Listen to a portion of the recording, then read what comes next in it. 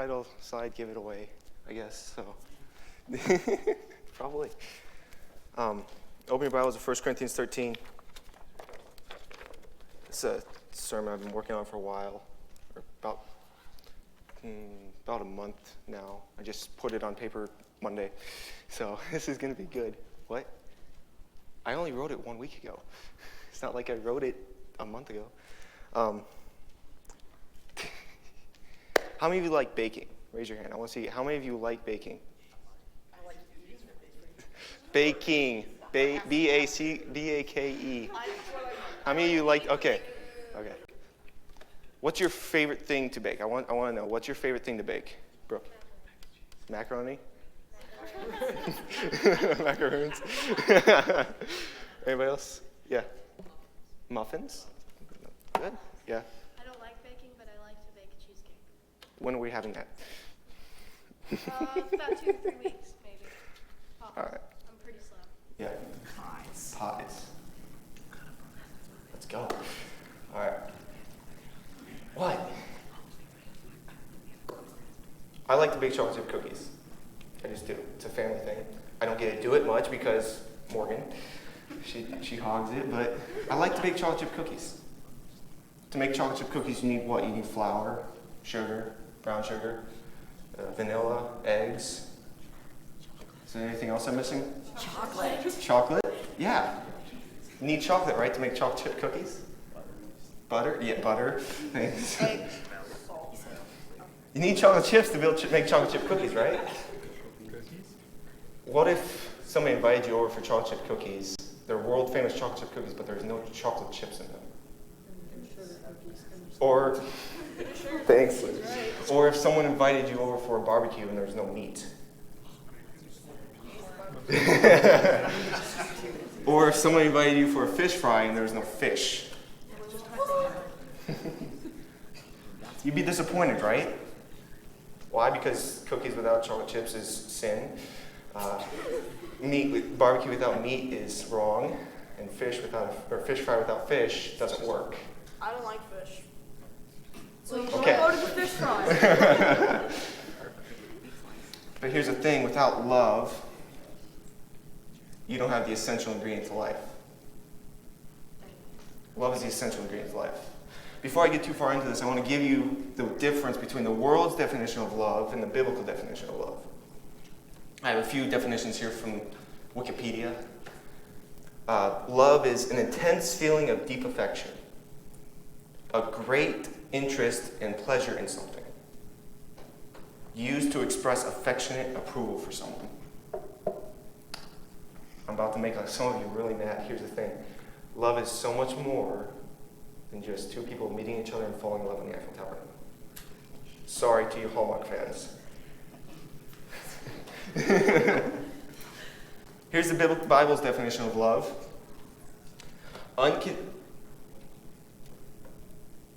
Unconditional sacrifice for the purpose of meeting the spiritual needs of others. You can find that passage in John 15:13. That's the passage that goes along with that definition. It says, "Greater love hath no man than this, that a man lay down his life for his friends." I'm shaking still. So let's read, as we look into this, well, let's see what happens to when someone is without love. What takes place when a Christian or anybody is without true Christ-like love?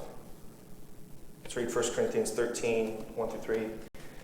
It says, "And though I speak with the tongues of men and of angels and have not charity," in the King James, love is translated charity, and so we can say, "Though I speak with the tongues of men and of angels and have not love, I am become a sounding brass or a tinkling cymbal. And though I have the gift of prophecy and understand all mysteries and all knowledge, and though I have all faith so that I can remove mountains, and have not love, I'm nothing." It goes on to say, and though I bestow all my goods to feed the poor, and though I give my body to be burned, and have not charity, it profiteth me nothing." The first thing we find that happens when we are without love is no one can hear you.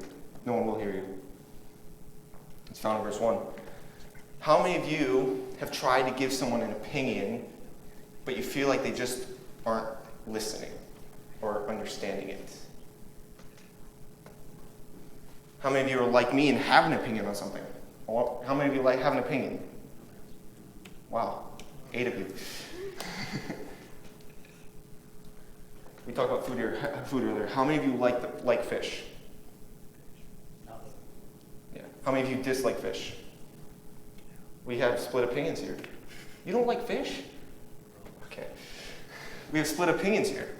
How many of you love coffee? Coffee. We got some real Christians here. How many of you dislike coffee? Okay. Don't worry, when we get to heaven, they're going to hold you outside the doors and teach you how to like coffee. Just kidding. Some of you have opinions that are totally right, and others need to hear them. But you see that you start to realize that people aren't really listening to you. You could be a phenomenal speaker. You could have the most eloquent of speech. This is a spiritual gift. Everything we're going to talk about in verses 1 and 2 is talked about in 1 Corinthians 12, verses 8 through 10. That's where Paul explains the spiritual gifts that the church of Corinth has. And then chapter 13, he talks about why a Christian needs love, why the Corinthians needed love. And then in chapter 14, he explains what's the purpose of each individual gift. But in chapter 12, he explains what gifts were, and one of the gifts was the gifts of speaking. There are a lot of talented speakers in the Church of Corinth, and a lot of people that could speak in different languages, which is needed and still needed. A lot of bilingual people. And Paul is saying you could be the most talented speaker, the best translator ever, but with no love, it won't make a difference. Paul's saying if you don't have love, you become like sounding brass or a tinkling cymbal. What are some opinions today that we have, or that a lot of people have, going on through the world that tend to split us up? I'm not asking for questions yet. But just think, what are some opinions that you've heard in the last year that have tended to split the United States up or the world up? I found the top 3 of the 3 I remember. One of them was President Trump.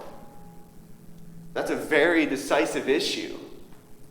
He's not because he's wrong or right, but like you had people from the left pointing their argument, you had people from the right giving their argument, and it felt like it just continued forever. It never ended. It's still not done. But was there any love in their speech? From anything you remember, do you remember love from the left or from the right? How about President Biden? I don't care what you think about President Biden, he's our president. But you had people that love President Biden. You have people that really hate President Biden. There seems to be a split there. And neither side can tend to agree on the problem at hand, whether it's policies or just the person. Nobody can agree. What about masks? They're trying to bring the mask mandate back. They're trying to bring the mask mandate back. That's something that is decisive. You have the maskers that want masks. You need to wear masks all the time, 100%, 24/7, even when you're sleeping. You have the people that don't wear masks. It's limiting your rights. Don't wear it. And then you have people in the middle, they're like, I don't care. I'll wear it if they want me to. Like, the people that want to wear masks can't seem to make their point across to the people that don't want to wear masks, and it's vice versa. Maybe the problem isn't that one's right, one's wrong, but the problem is that neither of them are speaking love. I was listening to the news today. Don't listen to the news. I was listening to the news today. The people were arguing. Harsh words, not like harsh words, but like they were arguing. There was no love in between them. You had a person representing the left, you had a person representing the right. They was talking about policy. There was no agreement. Here's the problem. It's not what you're saying is wrong. The problem is you're not saying it in love. You need to have love. If you aren't speaking in love, no one can hear you. Why? Because they've already tuned you out. They don't want to listen to someone that doesn't. They don't want to listen to someone like that. They've already tuned you out. Number one, without love, no one can hear you. Number two, without love, nothing else matters. Nothing else matters. Paul was talking to the Corinthians, and man, they were something. They really were. If you were to walk in the church of Corinth, you'd say, man, these people are gifted. Now they're angry, they hate each other, and they're divided, but they're really gifted. The problem wasn't they weren't gifted. It was that they weren't using their gifts in love. Now think if you had some of these gifts, like the gift of like being gifted in prophecy. Some would view this gift as the gift of discernment, and it's not wrong. But we don't use the gift of prophecy anymore because we have the complete Bible, so there's no need for it anymore. But it was still used quite a bit during the time of Paul. Quite a bit, actually. And in Paul's time, it was actually used to help Paul. The prophet Agabus did this for Paul in Acts 21. He went to Paul while he was planning his trip to Jerusalem, and Agabus warned Paul, saying, I think something's going to happen to you. He even imitated what they were going to do to Paul. When he reached Jerusalem, they were going to bind him and throw him in jail. He did it all. Now think if you were able to do that. You had the gift of prophecy. You were gifted in prophecy. But instead of helping Paul or helping someone with it, speaking into someone's life with it, which is one of the ways they used it, you use it for yourself. Is that loving for others? Or is that prideful? You have this gift and you don't want to use it. You don't want to help people. Think if you're gifted in insight. Imagine if you're the person, based on verse 2, it goes on to say, and though I understand all mysteries and all knowledge. Imagine if you're the person that can understand all the mysteries of the universe. But no love, it won't matter. Or if you had all knowledge, a know-it-all. How many of us know a know-it-all today? Okay. I mean, maybe you have a know-it-all in your home or in work or at school or your neighbor's a know-it-all, or even if the person in front of you is a know-it-all. We all somewhere have heard a know-it-all, know a know-it-all. I think it's funny that know-it-all's favorite word is actually. Like they won't even be in the conversation. You'll be talking to someone, and they'll just run up and say, I heard you say this. Well, actually, this is wrong. This is right. Is there love in that speech and them trying to prove their knowledge? Is it very kind the way they did it? You could have all knowledge, and knowledge is good. But the book of Proverbs is all about gaining wisdom, gaining knowledge. Knowledge is not bad. But knowledge without love will not be used properly. I'm not saying you're not smart and what you're saying is right, wrong, but you need to have love when you speak to others. You need to have love when you use knowledge. I do have notes. Maybe you're wondering. Paul says you can be gifted in prophecy, you can be gifted in insight. He thirdly says you can be gifted in faith. Being gifted in faith. You could have so much. Verse 3 says, and though I have all faith, so that I could remove mountains, and have not charity, I have nothing. You could have all faith. You could be like a Jedi, move a mountain. But faith without love is nothing. You say, Drew, how can you say that? Faith is one of the most important things, if not the most important thing in life. Actually, no, it's not. Love is. You say, why? The reason we think faith is the most essential ingredient of life is because faith is how we know Jesus. And that's very true. We need to know Jesus. And the Bible says, by faith we know Jesus. But Ephesians 2:8 says, for by grace are we saved through faith. It was the grace of God that first gave us that free gift of salvation. He gave his only begotten Son to save us. We're all sinners. We all have turned our back on God. But God loved us even though we did that. God loved us. So Christians say faith is the most essential ingredient. Paul says no, it's not. And I have references to back up Paul. Paul's not the only one that says it. Peter says it in 1 Peter 4:8. He says, above all, have fervent love one for another, for love shall cover a multitude of sins. He says, love. Everything else is under love. Above all, have fervent love. Not only does Paul and Peter say it, but John says in 1 John 4:8, he says, he that loveth not knoweth not God. Why? Because God is love. Now, God has other aspects of him. We've seen that over. We saw that last week. We saw God's wrath. But God is love. And not only does Paul say it, not only does Peter say it, not only does John say it, but Jesus, the greatest teacher of all, says it. He says in Matthew 22:36, he says, when the Pharisees ask him, they ask him, Master, which is the greatest commandment in the law? And Jesus said unto him, that thou shalt love the Lord thy God with all your heart, and with all your soul, and with all your mind. He says, this is the first and great commandment, and the second is like unto it. Thou shalt love thy neighbor as thyself. What's the first great commandment? What's the first great commandment? Love. What's the second? Love. Love is the most essential ingredient to life. Number 1, without love, no one can hear you. Number 2, without love, nothing else matters. Number 3, without love, nothing is accomplished. Verse 3 says, and though I bestow all my goods to feed the poor, and though I give my body to be burned and have not charity, it profit me nothing. I got to speed up. How many of you want it on your tombstone to say, they accomplished nothing? Well, without love, if you're living a life without love, you do accomplish nothing. Nothing at all. You could have extreme benevolence. In this verse, Paul goes to the extreme, giving all to the poor. Giving your body to be burned. He goes to extreme. He says you could have extreme benevolence. We're coming up. Are we in fall? This fall time? No, we're coming up in fall.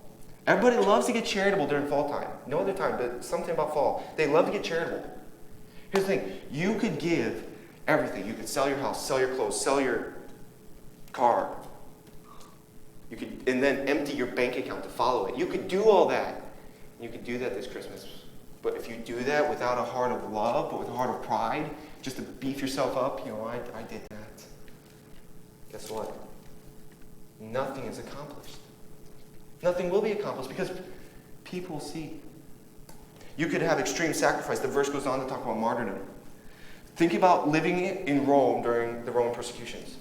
They would literally pull you out of your church, pull you out of your home, and kneel you down in front of a crowd and say, deny Christ. Deny your Christian faith and you'll live. But if you don't, you'll be beheaded and burned at the stake. And Paul's saying you could not deny Christ or your faith. But if you don't do it with love, if you don't do it, if you do it without love, it doesn't matter. It doesn't accomplish anything. Why? Because with no love, it doesn't make a difference. With no love, it means nothing. Love is the essential element to life. Others will see how you act. The others will see your actions. They'll know. They can tell. I forgot where my place is. Here's the thing, because even if because you won't want to take part. You won't want to do whatever's being done. You won't want to do it. And even if you do it. Even if you do, you won't be doing it out of a heart of love, but you'll be doing it out of a heart of pride. We've been talking about pride this part. You'll be doing it out of a heart of pride. I went and did this for God. Others will know. Others will see your actions. They'll know your true heart, and they'll be like, man, that guy's a fake. Isn't true love. See, it's love that accomplishes the greatest things. We know this even. We see this in our own lives. We know this in our own hearts and our own lives. It's love that causes a man and a woman, it's love that causes a man and a woman to come together in front of their friends, family, in front of a preacher, and most importantly in front of God, and say, I give myself to this man, I give myself to this woman. 1 Corinthians 7:4 talks about how the man's body is no longer the man's, the woman's body is no longer the woman's. You're literally giving each other to each other. It's love that does this. It's love. We're a month away from 9/11. It's love that caused those men and women, after seeing the Twin Towers fall, run and enlist in the army and defend their country. It's love that did that. Speaking of the army, it's love that causes a soldier to run into the line of fire to grab a fellow soldier, a friend whom he loves, and pull him out of the way, save him. It's love that does this. And it's most importantly love that caused the Father to sit down with his Son and say, because I so love the world, I'm going to send you, my only begotten Son, to die on the cross. Isn't that what John 3:16 says? For God so loved the world that he gave his only begotten Son, that whosoever believeth on him should not perish but have everlasting life. It's love that does this. I'm going to try and piece together a story real quick. There's a 9-year-old boy, extremely gifted. He built a boat. His dad gave him, bought him everything. He built a boat. His dad would help him with the tougher things to do, but the kid did all of it. He built the boat. And every day after school, he would go to his lake, the local lake, and he'd put his boat on the water. One day, he was tired from school, so even though he took the boat to the water, he fell asleep. And when he woke up, he looked to see if his boat was in the middle of the lake, but it wasn't. His boat was gone. He lost it. He went searching everywhere. He couldn't find it. He got his dad, went home to get his dad. They both looked for hours, even days, and neither of them could find it. A couple weeks later, he was walking past the storefront, and something caught his eye. It was a boat. It wasn't just any boat, it was his boat. It had his paint job, a nice blue color. It had a tear in the sail where he accidentally poked a stick through it. It was his boat. So he went to the storekeeper, told him the story, asked him for the boat. The storekeeper said, "I'm sorry, son. That's my boat. I just bought that from a traveling salesman." So the storekeeper said he couldn't have it. The kid kept on asking and begged him to begged the storekeeper to give him the boat. But it didn't work. The storekeeper said, "I'm sorry, son. I can't give you the boat. I can sell it to you, though." So the kid asked for the price and he ran home to his dad because he couldn't pay for it himself. That boat was expensive. He couldn't pay for it. So his dad, instead of saying, "You know what, son, I'll pay for it," he said, "You know what, son? It's your boat. You pay for it. You pay the price." So his son started working. It didn't just take him a week or 2 or 3. It took him an entire month before he had enough money saved up. And once he had enough money saved up, he went and bought his boat back.